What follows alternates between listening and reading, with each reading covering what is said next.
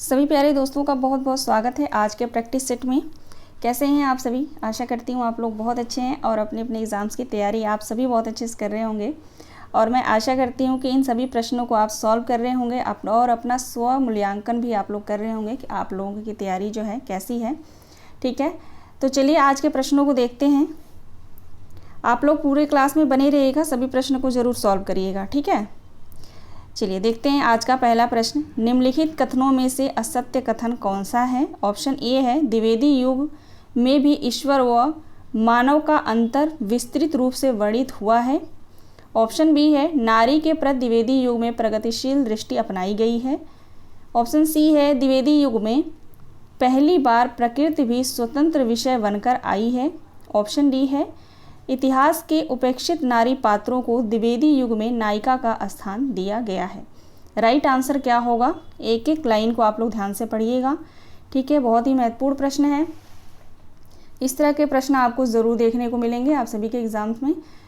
ठीक है, तो यहाँ पे राइट आंसर हो जाएगा ऑप्शन ए, द्विवेदी युग में भी ईश्वर व मानव का अंतर विस्तृत रूप से वर्णित हुआ है। ये जो है गलत आंसर है। ठीक है, तो राइट आंसर हमारा ऑप्शन ए हो जाएगा, बाकी सभी ऑप्शन जो है सत्य हैं। ठीक है, चलिए अब चलते हैं दूसरे प्रश्न पे। प्रश्न है मैथिली शरण गुप्त से संबंधित निम्नलिखित कथनों पर विचार कीजिए और असत्य कथन का चयन कीजिए। उन्हें आधुनिक हिंदी साहित्य के प्रतिनिधि एवं राष्ट्र कवि के रूप में जाना जाता है। ऑप्शन बी है उनके काव्य की मूल चिंता संस्कृत थी। ऑप्शन सी है उनकी पहली कविता हेमंत में प्रकाशित हुई थी। ऑप्शन डी है उनकी यानी मैथिली शरण गुप्त की रचना भारत भारती को खड़ी बोली का पहला महाकाव्य माना जाता है। राइट आंसर क्या होगा? असत्य कथन बताना है। ये कथन में प्रश्न है, इसलिए मैं सारा ऑप्शन पढ़ रही हूँ। ठीक है, क्योंकि इसमें ऑप्शन को पढ़ना ज़रूरी होता है ना।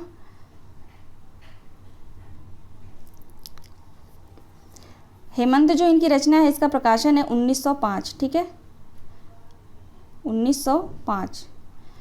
असत्य कथन पूछा जा रहा है तो राइट आंसर हो जाएगा ऑप्शन डी, क्योंकि भारत भारती को खड़ी बोली का पहला महाकाव्य नहीं माना गया है। किसे माना गया है? तो अयोध्या सिंह उपाध्याय हरिऔध की जो रचना है प्रिय प्रवास, ठीक है, उसे जो है हिंदी का खड़ी बोली का जो है पहला महाकाव्य माना जाता है। ठीक है, तो राइट आंसर हो जाएगा ऑप्शन डी। आगे बढ़ेंगे।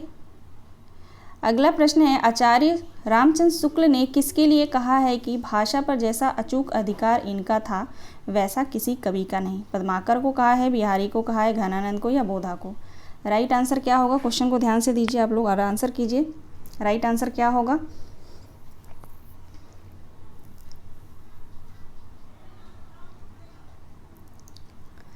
आचार्य रामचंद्र शुक्ल ने किसके लिए कहा है कि भाषा पर अचूक अधिकार इनके जैसा जो है किसी कवि का नहीं था?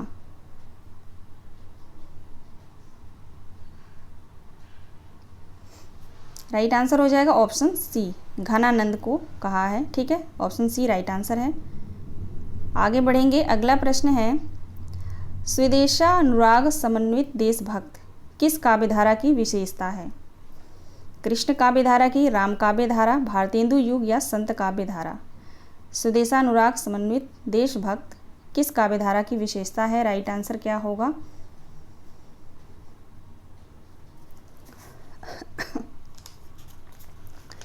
क्वेश्चन नंबर 4 का राइट आंसर क्या होगा बताएंगे आप लोग।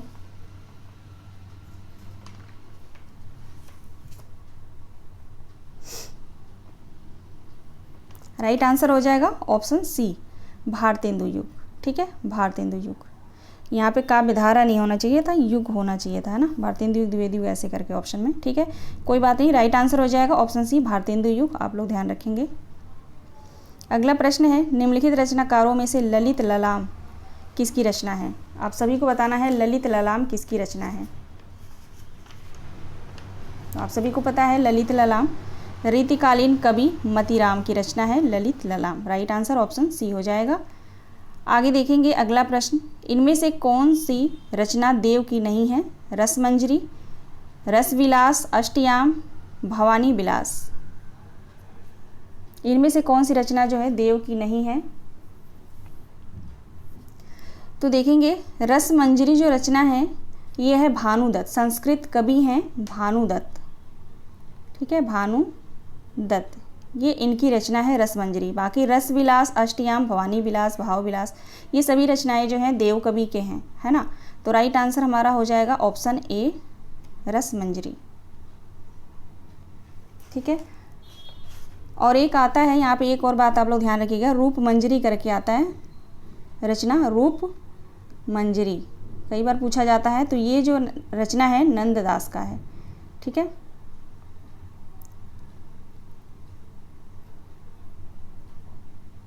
नंददास, ठीक है, नंददास की रचना है रूप मंजरी।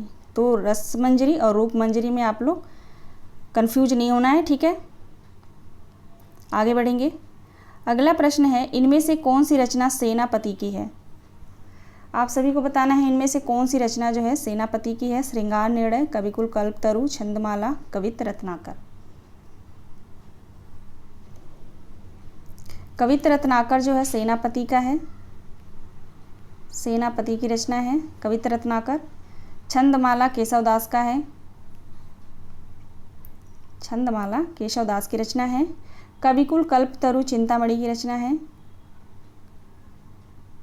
ना, चिंतामणि की रचना है। और श्रृंगार निर्णय जो है भिखारीदास की रचना है, ठीक है, भिखारीदास की, ठीक है। आप लोग ध्यान रखेंगे तो हमारा राइट आंसर हो जाएगा कवित्त रत्नाकर, सेनापति की रचना है, ठीक है। अगला प्रश्न देखेंगे, भाषा भूषण ग्रंथ के रचयिता कौन है? भाषा भूषण ग्रंथ के रचयिता कौन है या रचनाकार कौन है? राइट आंसर हो जाएगा महाराज जसवंत सिंह, इनकी रचना है भाषा भूषण, ठीक है। बहुत महत्वपूर्ण है, कई बार पूछा गया है ये। आगे देखेंगे क्वेश्चन नंबर 9, निम्नलिखित कथनों पर विचार कीजिए। कथन 1 है, मैथिली शरण गुप्त का सन 1909 में रंग में भंग लघु खंड काव्य प्रकाशित हुआ था। कथन 2 है, भारत भारती में न केवल खड़ी बोली का काव्य उपयोगिता सिद्ध की गई है वरन व्यापक स्तर पर राष्ट्रीय सांस्कृतिक चेतना को भी जागृत किया गया है। अब आप सभी को बताना है कथन ए और 2 दोनों सही है, दोनों गलत है, या एक सही है 2 गलत है, या 2 गलत है 1 सही है। राइट आंसर इसमें क्या होगा? राइट आंसर हो जाएगा ऑप्शन ए, कथन 1 और 2 दोनों सही हैं, ठीक है। आगे बढ़ेंगे हम। अगला प्रश्न है, लौकिक शब्द में प्रत्यय क्या होगा? लौकिक शब्द में प्रत्यय क्या होगा?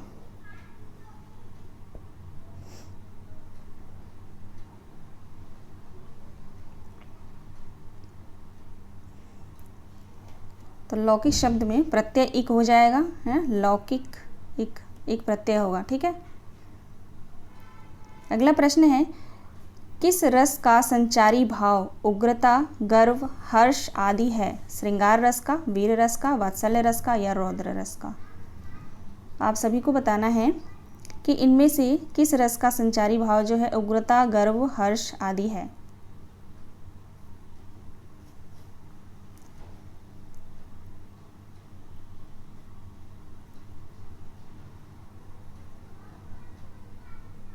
राइट आंसर हो जाएगा ऑप्शन बी, वीर, ठीक है, वीर रस का। आगे बढ़ेंगे। अगला प्रश्न है, सद्गति, यहाँ पे सद्गति होगा, ठीक है, हाँ ठीक है। सद्गति शब्द में समास क्या होगा? तत्पुरुष समास, कर्मधारय समास, अव्ययीभाव या द्विगु समास? सद्गति में जो है कौन सा समास होगा? राइट आंसर हो जाएगा तत्पुरुष समास, ठीक है, ऑप्शन ए सही जवाब है। आगे देखेंगे। अगला प्रश्न है, हमारे देश में जयचंदों की कमी नहीं है में जयचंदो, ठीक है, जयचंदो संज्ञा के किस भेद के अंतर्गत आता है? ठीक है, क्वेश्चन एक बार फिर से पढ़ती हूँ। हमारे देश में जयचंदों की कमी नहीं है, आप सभी को बताना है कि जयचंद संज्ञा में जो कौन सा संज्ञा आएगा? व्यक्तिवाचक, समूहवाचक, जातिवाचक या भाववाचक?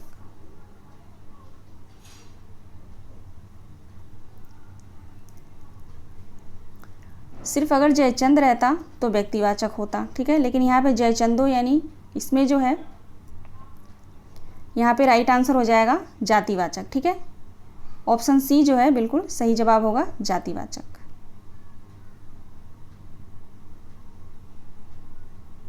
आगे बढ़ेंगे, अगला प्रश्न देखेंगे। दो बैलों की कथा में लेखक के कौन से मूल्य उभर कर सामने आते हैं? मानवीयता के, भ्रातृत्व एवं कारुण्य के, विश्व बंधुत्व के, या उक्त सभी?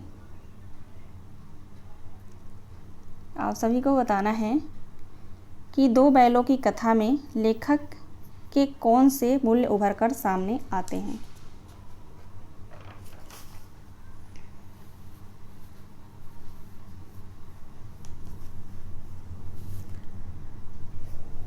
राइट आंसर हो जाएगा उपर्युक्त सभी, ठीक है। ऑप्शन डी बिल्कुल सही जवाब है, ठीक है। मानवीयता का भी, भ्रातृत्व एवं करुणा का भी, और विश्व बंधुत्व का भी, ठीक है।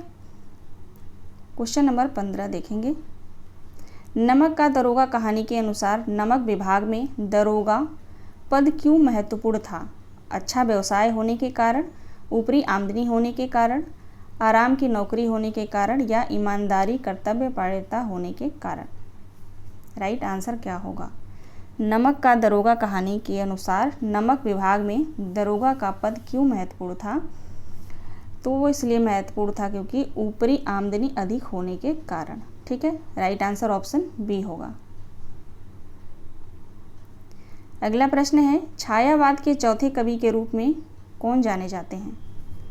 छायावाद के चौथे कवि के रूप में कौन जाने जाते हैं? निराला, पंत, जयशंकर, महादेवी वर्मा?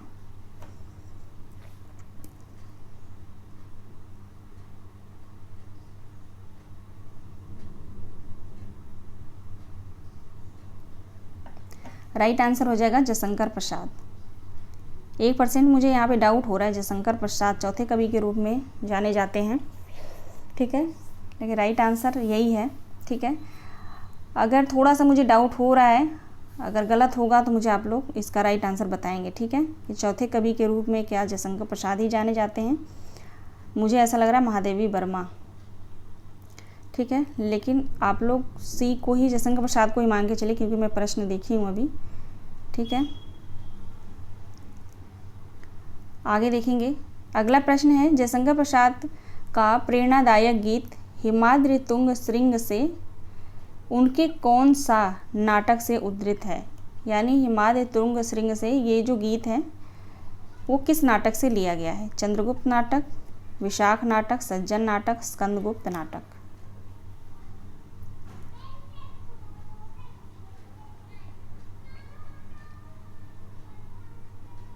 राइट आंसर क्या होगा? राइट आंसर हो जाएगा चंद्रगुप्त नाटक। चंद्रगुप्त नाटक में कितने अंक हैं? तो 4 अंक हैं, ठीक है, 4 अंक हैं और 44 दृश्य हैं, ठीक है, 44 दृश्य हैं। आगे बढ़ेंगे, राइट आंसर बताया ना, ऑप्शन ए होगा, ठीक है, चंद्रगुप्त। अगला प्रश्न है, अज्ञेय ने आधुनिक हिंदी साहित्य में किस काव्यधारा का सूत्रपात किया है? तो प्रयोगवाद हो जाएगा। राइट आंसर ऑप्शन डी, प्रयोगवाद। आसान प्रश्न है ये। अगला प्रश्न देखेंगे, बाजार दर्शन निबंध के अनुसार बाजार कब आनंद लेने लगता है? सजा धजा होने पर, सारे सामान की दुकान एक साथ होने पर, या ग्राहकों की ज़रूरतों को पूरा करने पर, या भीड़ भाड़ वाला होने पर? राइट आंसर क्या होगा? क्वेश्चन नंबर 19 का राइट आंसर हो जाएगा ऑप्शन सी, ग्राहकों की ज़रूरतों को पूरा करने पर, ठीक है। आगे बढ़ेंगे, अगला प्रश्न देखिए, मन्नू भंडारी की पटकथा रजनी का फिल्मांकन किस निर्देशक द्वारा हुआ? रितेश नंदन, या पंडित देवनाथन, या ऋषिकेश मुखर्जी? ऑप्शन डी है वासु चटर्जी। राइट आंसर क्या होगा?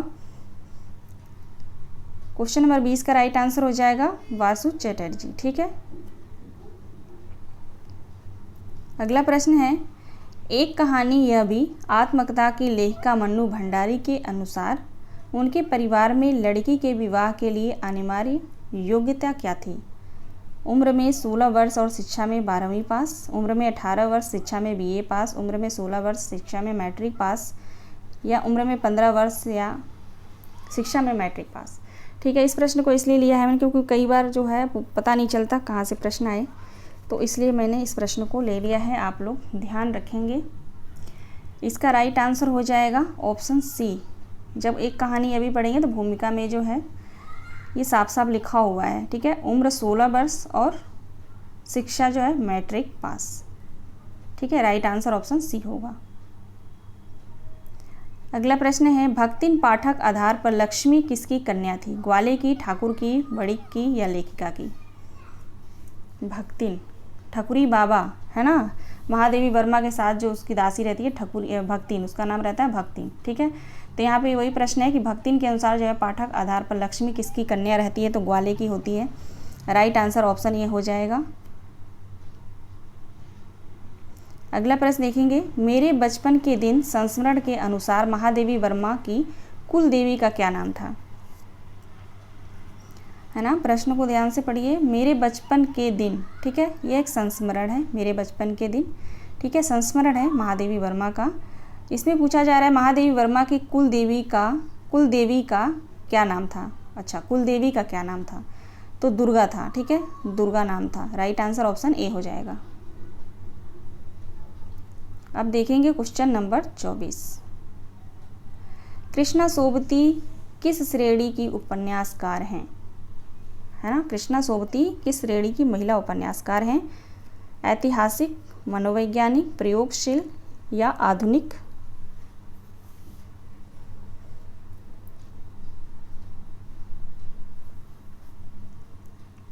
राइट आंसर हो जाएगा आधुनिक।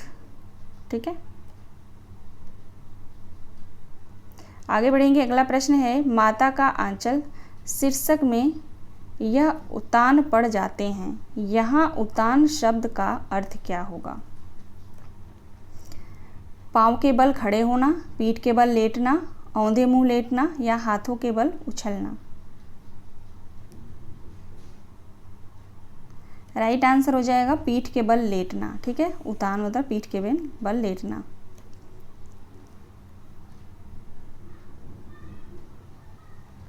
आगे देखेंगे। अगला प्रश्न है, काले मेघा पानी दे साहित्य की किस विधा में आता है? काले मेघा पानी दे जो साहित्य है वो किस विधा में आता है?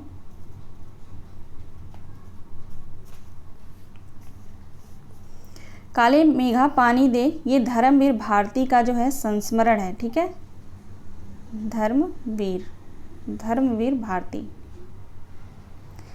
भारती का जो है संस्मरण है। ठीक है, काले मेघा पानी दे। ठीक है, राइट आंसर ऑप्शन सी होगा।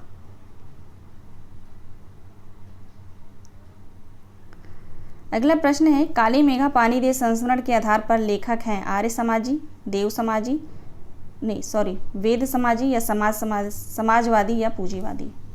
काले मेघा पानी दे संस्मरण के आधार पर लेखक क्या हैं? तो आर्य समाजी हैं लेखक। ठीक है, राइट आंसर ऑप्शन ए होगा। अगला प्रश्न है, हड्डियों का पुल नामक रिपोर्टाज के लेखक किन चित्रों में अंकित किया गया है? बाढ़ के चित्रों में, बसंत के चित्रों में, होली के चित्रों में, यमलोक के चित्रों में? सबसे पहले हड्डियों का पुल जो रिपोर्टाज है वो किसका है? तो रेणु का है, फरीश्वरनाथ रेणु का। ठीक है, फरीश्वरनाथ रेणु का रिपोर्टाज है ये। ठीक है, आप लोग ध्यान रखेंगे। यहाँ पे राइट आंसर हो जाएगा बाढ़ के चित्रों के लिए। ठीक है, बाढ़ के चित्रों के लिए राइट आंसर ऑप्शन ए होगा। क्वेश्चन नंबर 29 देखेंगे, काज करे कछु और है, काज सरे और। प्रस्तुत दोहे में कवि ने मानव की किस प्रवृत्ति को इंगित किया है? स्वार्थी प्रवृत्ति के, लोभी प्रवृत्ति के या कंजूस प्रवृत्ति के या विश्वासघात प्रवृत्ति के? काज करे कछु और है, काज सरे कछु और। काज सरे है ना, काज नहीं होगा यहाँ पे, काज सरे कछु और, यहाँ पे कछु होगा। ठीक है,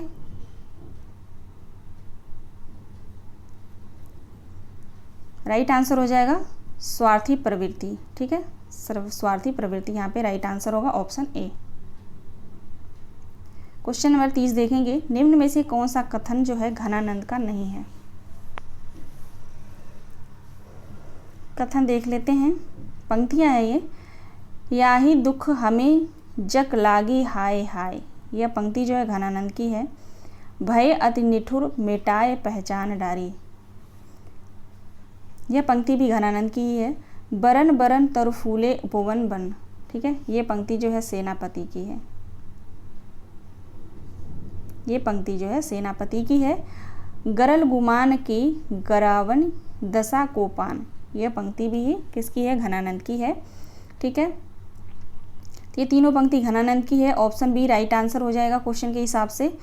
ऑप्शन ऑप्शन बी नहीं, ऑप्शन सी। ठीक है, ऑप्शन सी की जो पंक्ति है वो है सेनापति की। चलिए क्वेश्चन नंबर 31 देखेंगे, दोहरी जिंदगी नामक उपन्यास के रचयिता कौन है। दोहरी जिंदगी कौन जीता है, तो दुष्यंत कुमार जीते हैं। ठीक है, उपन्यास है, राइट आंसर ऑप्शन डी होगा। आगे देखेंगे अगला प्रश्न, मेरी कोशिश है कि ये सूरत बदलनी चाहिए। ठीक है, मेरी कोशिश है कि ये सूरत बदलनी चाहिए। उक्त पंक्ति में कवि दुष्यंत कुमार की कोशिश से तात्पर्य है देश के शासन में परिवर्तन, आर्थिक परिवर्तन, सामाजिक परिवर्तन या राजनीतिक परिवर्तन। राइट आंसर हो जाएगा सामाजिक परिवर्तन, ऑप्शन सी। अगला प्रश्न है, कवि दुष्यंत कुमार ने अपनी गज़ल आदमी की पीर में किस शैली का वर्णन किया है। क्वेश्चन नंबर 33 बताएंगे, कवि दुष्यंत कुमार ने अपनी गज़ल आदमी की पीर, ठीक है, आदमी की पीर जो गज़ल है दुष्यंत कुमार की है। ठीक है, किस शैली का वर्णन हुआ है इस गज़ल में, तो प्रतीकात्मक शैली का। ठीक है, प्रतीकात्मक शैली, राइट आंसर ऑप्शन बी होगा। अगला प्रश्न है, महात्मा बुद्ध के बाद उत्तर भारत में सबसे बड़े लोकनायक तुलसी हुए, यह कथन किस विद्वान का है। महात्मा बुद्ध के बाद उत्तर भारत में सबसे बड़े लोकनायक तुलसी हुए, यह कथन किस विद्वान का है। शुक्ल जी का, ग्रियर्सन का, फादर कामिल वुल्फे का या हजारी प्रसाद द्विवेदी का। तो यहाँ पे राइट आंसर हो जाएगा आचार्य रामचंद्र शुक्ल। ठीक है, यह कथन जो है शुक्ल जी का है।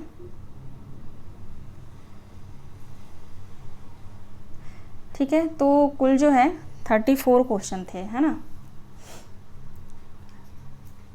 चलिए अब मिलते हैं नेक्स्ट प्रैक्टिस सेट में। आप सभी दोस्तों का बहुत बहुत धन्यवाद। अपनी तैयारी करते रहिए आप लोग और स्वस्थ रहिए, अपना ख्याल रखिए। ठीक है, अगर क्वेश्चन पसंद आए हैं तो लाइक ज़रूर कर दीजिएगा। आप लोग जिन्होंने सब्सक्राइब नहीं किया है वो सब्सक्राइब कर लेंगे। ठीक है, और आप सभी से रिक्वेस्ट है कि आप लोग कमेंट ज़रूर करिएगा, और अगर आप वीडियो देख रहे हैं, क्वेश्चन सॉल्व कर रहे हैं, तो प्लीज़ आप लोग लाइक ज़रूर कर दीजिएगा। ये मेरा जो है हम्बल रिक्वेस्ट है आप सभी दोस्तों से। ठीक है।